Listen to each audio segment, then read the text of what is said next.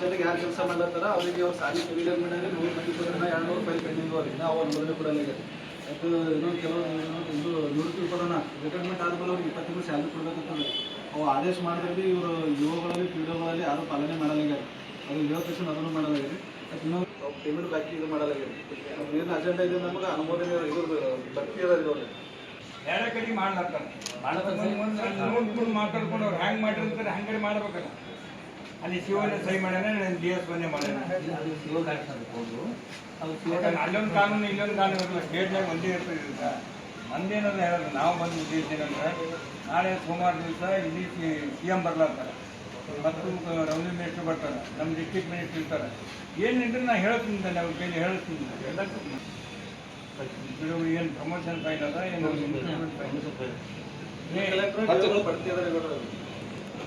ಮತ್ತು ಡಿವೋಲೆಂಟ್ ಬರ್ತಿದ್ದಾರೆ ಒಳಗೇನಾದ್ರು ಲಿಸ್ಟ್ನಾಗ ಇದ್ದವರು ಇಬ್ಬರು ಸತ್ತರಿಗೌಡ ಇಬ್ಬರು ರಿಟೈರ್ಮೆಂಟ್ ಆಗ್ಯಾರ ಈಗ ಏನೋ ಇಬ್ಬರು ಹಾಸ್ಪಿಟ್ಲ್ ಆಗ್ಯಾರ ಇವತ್ತು ನಾಳೆಗೂ ಸಾಯ ಪರಿಸ್ಥಿತಿ ಇದ್ದಾರೆ ಈಗ ಕೊಟ್ಟರೆ ಅವ್ರಿಗೆ ಬಡ್ತಿ ಕೊಟ್ಟರೆ ಅಂದ್ರೆ ಇವ್ರ ಮನ್ಯಾಗ ಇದ್ದಿದ್ದವ್ರು ಸರ್ಕಾರ ನೌಕರಿ ಆಗ್ತಿರಲಿಲ್ಲ ತಕ್ಕಂಥ ಕೆಲಸ ಇಲ್ಲಿ ಆಗಬೇಕಾಗಿದೆ. ಅದರಲ್ಲಿ ಬಹಳಷ್ಟು ಅಧಿಕಾರಿಗಳು ವಿಳಂಬ ಮಾಡ್ತಾ ಇದ್ದಾರೆ ಅಂತಕ್ಕಂಥ ಒಂದು ಉದ್ದೇಶದಿಂದ ಬೇರೆ ಜಿಲ್ಲೆಯಲ್ಲಿ ಇಮಿಡಿಯೇಟ್ ಆಗಿ ಕೊಟ್ಟಿದ್ದಾರೆ. ಅದರಂತೆ ನಮ್ಮ ಜಿಲ್ಲೆಯಲ್ಲಿ ಕೂಡ ಈಗ ಉಳಿದಿರ್ತಕ್ಕಂಥ ನೌಕರರಲ್ಲಿ ರಿಟೈರ್ಮೆಂಟ್ ಆಗಿದ್ದಾರೆ, ಇಬ್ಬರು ತೀರ್ಕೊಂಡಿದ್ದಾರೆ, ಇಬ್ಬರು ಇನ್ನೂ ಸಾಯೋ ಹಂತದಲ್ಲಿದ್ದಾರೆ. ಅಟ್ಲೀಸ್ಟ್ ಮೊದಲೇ ಕೊಟ್ಟರೆ ಅವ್ರ ಫ್ಯಾಮಿಲಿಯವರು ಕೂಡ ಅನುಕೂಲ ಆಗ್ತದೆ. ಅದಕ್ಕಾಗಿ ನಮ್ಮ ನ್ಯಾಯ ಬೇಕಂತ ಹೇಳಿ ನಮ್ಮ ಎಲ್ಲ ಮಿತ್ರರು ಸೇರಿ ಇವತ್ತು ಅನಿರ್ದಿಷ್ಟವಾಗಿರ್ತಕ್ಕಂಥ ಧರಣಿಯನ್ನು ಕೊಡ್ತಿದ್ದಾರೆ. ಈ ಸ್ಥಳಕ್ಕೆ ನಾನು ಬಂದಿದ್ದೀನಿ. ಮುಖ್ಯ ಕಾರ್ಯದರ್ಶಿಗಳ ಜೊತೆಗೆ ಮಾತನಾಡಿ ಸಾಯಂಕಾಲ 5:30 ಗಂಟೆಗೆ ಮತ್ತು ಶೃಂಗೇರಿ DS1ಅವರು ನಾವು ಅವರು ಸೇರಿಕೊಂಡು ವ್ಯವಸ್ಥಿತವಾದಂಥ ಕೊನೆ ವಿಚಾರವನ್ನು ಮಾಡಿ ಇವರಿಗೂ ಕೂಡ ಬಡ್ತಿ ಸಿಗ್ತಕ್ಕಂಥದ್ದು, ಏನೇನು ಸೌಲಭ್ಯಗಳು ಸಿಗಬೇಕು, ಏನೇನು ಬೇರೆ ಜಿಲ್ಲೆಯಲ್ಲಿ ಆಗಿವೆ ಅದನ್ನು ಕೂಡ ಇವರು ಸಿಗ್ತಕ್ಕಂಥ ರೀತಿಯಲ್ಲಿ ಎಲ್ಲ ರೀತಿಯಿಂದ ಪ್ರಯತ್ನ ಮಾಡ್ತೀನಿ. ಇಲ್ಲೇ DS1ಇಂದ ಚೀಫ್ ಸೆಕ್ರೆಟರಿ ಹೋಗಿ ಅವರೇ ಮಾಡ್ತಾರೆ, ಎಲ್ಲಿ ಹೋಗ್ಬೇಕಾಗಿಲ್ಲ. ಹಂಗೇನಾದ್ರೂ ಸೋಮವಾರ ದಿವಸ ಮುಖ್ಯಮಂತ್ರಿಗಳು ಬರ್ತಾರೆ, ಡಿಸ್ಟ್ರಿಕ್ಟ್ ಮಿನಿಸ್ಟರ್ ಇರ್ತಾರೆ, ಅವ್ರ ಗಮನಕ್ಕೆ ತಂದು ಅವರಿಂದ ಏನಪ್ಪ ಅಂದ್ರೆ ಫೋನ್ ಮಾಡಿಸಿ ಅದು ಇಮಿಡಿಯೇಟ್ ಮಾಡ್ಸಂಗೆ ಮಾಡಿಸ್ತೀವಿ. ಈ ಒಂದು ನಮ್ದು ಸತತವಾಗಿ ಗ್ರಾಮ ಪಂಚಾಯತಿ ನೌಕರ ಸಂಘದ CIT ಸಂಯುಕ್ತ ಜಿಲ್ಲಾ ಸಮಿತಿ ಕಲಬುರಗಿಯಿಂದ ಈ ಒಂದು ವಿವಿಧ ಬೇಡಿಕೆಗಳನ್ನು ಇಟ್ಟುಕೊಂಡು ನಾವು ಜಿಲ್ಲಾ ಪಂಚಾಯತಿ ಆವರಣದಲ್ಲಿ ಒಂದು ಧರಣಿ ಸತ್ಯಾಗ್ರಹ ಕೂತಿದ್ದೀವಿ.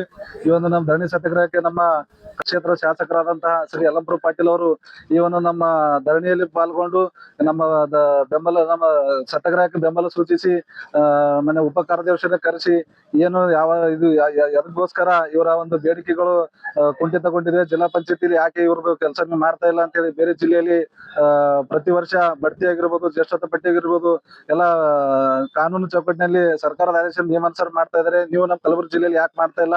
ನೀವು ಈ ತರ ಮಾಡಿ ನಮ್ಮ ಸರ್ಕಾರಕ್ಕೆ ಕೆಟ್ಟ ಹೆಸರು ತರ್ತೀರಾ, ಅದು ಏನಿದ್ರು ಕೂಡಲೇ ನೀವು ಇದನ್ನು ಬಗೆಹರಿಸಿ ಅಂತ ಹೇಳಿ ಉಪ ಕಾರ್ಯದರ್ಶಿಗಳಿಗೆ ಹೇಳಿದ್ದಾರೆ. ಅದೇ ರೀತಿಯಾಗಿ ಸಾಯಂಕಾಲ ಬಂದು ನಮ್ಮ ಮಾನ್ಯ ಜಿಲ್ಲಾ ಪಂಚಾಯತ್ ಮುಖ್ಯ ಕಾರ್ಯಕಾರಿ ಜೊತೆ ಮಾತುಕತೆ ಮಾಡಿ ಈ ಒಂದು ನಮ್ದು ಏನು ಬೇಡಿಕೆಗಳಿದೆ ಬೇಡಿಕೆಗಳಿಗೆ ಸ್ಪಂದನೆ ಮಾಡಿ ಅದೊಂದು ಆದೇಶ ನೀಡುವ ಹಾಗೆ ಅವ್ರು ಮಾತಾಡ್ತೀನಿ ಅಂದ್ರೆ, ಒಂದ್ ವೇಳೆ ಏನೋ ಆಗಿಲ್ಲ ಅಂದ್ರೆ ಸೋಮವಾರ ದಿನ ನಮ್ಮ ಗುಲ್ಬರ್ಗಕ್ಕೆ ಗೃಹ ಸಚಿವರು ಹಾಗೂ ಮುಖ್ಯಮಂತ್ರಿಗಳ ಒಂದು ಬರ್ತಾ ಇದ್ದಾರೆ. ಬಂದಾಗ ಮುಖ್ಯಮಂತ್ರಿಗಳ ಗಮನಕ್ಕೆ ತಂದು ಕೂಡಲೇ ಸಮಸ್ಯೆಯನ್ನು ಬಗೆಹರಿಸ್ತೀನಿ ಅಂತ ಮಾನ್ಯ ಶಾಸಕರು ಹೇಳಿದ್ದಾರೆ.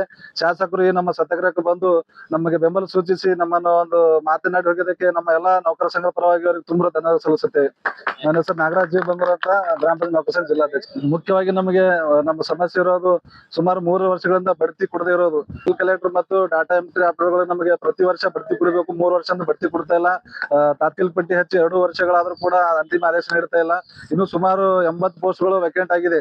ಈಗ ಅವು ಕೂಡ ತುಂಬ್ಕೋಬೇಕು. ಅದು ಯಾಕಂದ್ರೆ 37 ಬಿಟ್ಟು 80 ಪೋಸ್ಟ್ ಇದೆ. ಎಲ್ಲಾ ಸಿಬ್ಬಂದಿಗಳಿಗೆ ಒಂದು ನ್ಯಾಯಸಮ್ಮತವಾಗಿ ಒಂದು ಸರ್ಕಾರದ ಸೌಲಭ್ಯ ಸಿಗಬೇಕಾದ್ರೆ ಇವರು ಬಡ್ತಿ ಕೊಡಬೇಕು. ಅದೇ ರೀತಿಯಾಗಿ ಏಕಕಾಲಕ್ಕೆ ಅನುಮೋದನೆ 2014ಕ್ಕಿಂತ ಮುಂಚೆ ನಮ್ಮ ಗ್ರಾಮ ಪಂಚಾಯತಿಯಲ್ಲಿ ಸಿಬ್ಬಂದಿಗಳು ಯಾರು ಕೆಲಸ ನಿರ್ವಹಿಸ್ತಾ ಇದ್ದಾರೆ, ಅವರು ಶಾಲೆಯಲ್ಲಿ ಶಿಕ್ಷಣ ಇರ್ಲಿ ಇರ್ಲಾರ್ದೇ ಇರ್ಲಿ, ಅವ್ರು ಯಾರು ಕಾರ್ಯನಿರ್ವಹಿಸ್ತಾರೆ ಏನಾದ್ರು ಪೇಮೆಂಟ್ ತಗೊಂಡು ಸಿಗುತ್ತಿದ್ರು ಕೂಡ ಅವರು ಸರ್ಕಾರದ ಆದೇಶ ಇದೆ, ಅವರಿಗೆ ಏಕಕಾಲಕ್ಕೆ ಅನುಮೋದನೆ ನೀಡಬೇಕಂತೇಳಿ ಈ ನಮ್ಮ ಜಿಲ್ಲಾ ಪಂಚಾಯತಿಯಲ್ಲಿ ಇನ್ನೂ 200 ಸಿಬ್ಬಂದಿಗಳ ಫೈಲ್ ಪೆಂಡಿಂಗ್ ಇಟ್ಕೊಂಡು ಕುಂತಿದ್ದಾರೆ. ಅದೇ ರೀತಿಯಾಗಿ ನಾವು ಪಂಚಾಯತಿಯಲ್ಲಿ ರಿಟೈರ್ಮೆಂಟ್ ಆದಾಗ 20 ತಿಂಗಳ ನಿವೃತ್ತಿ ಉಪದಾನ ಕೊಡಬೇಕಂತ ಸರ್ಕಾರ ಆದೇಶ ಇದೆ. ಪಂಚಾಯತಿಯಲ್ಲಿ ಯಾರು ಕೊಟ್ಟಿಲ್ಲ. ಅದೇ ರೀತಿಯಾಗಿ ನಮ್ಮ AFMS ಬರೋಕ್ಕಿಂತ ಮುಂಚಿತವಾಗಿ ಕೆಲವೊಂದು ಬಾಕಿ ಪೇಮೆಂಟ್ ಇದೆ, ಅದು ಕೂಡ ಮಾಡ್ತಾ ಇಲ್ಲ. ಅದು ಏನದ ಆದೇಶದ ರೂಪದಲ್ಲಿ ಉಳಿದಿದೆ, ಕಾರ್ಯರೂಪಕ್ಕೆ ಬಂದಿಲ್ಲ. ಇವೆಲ್ಲ ನಮ್ಮ ಕಾರ್ಯರೂಪಕ್ಕೆ ಬರಬೇಕು, ಬೇಗ ಆದೇಶ ಸಿಗಬೇಕಂತ ಹೇಳಿ ನಾವು ಹೋರಾಟವನ್ನು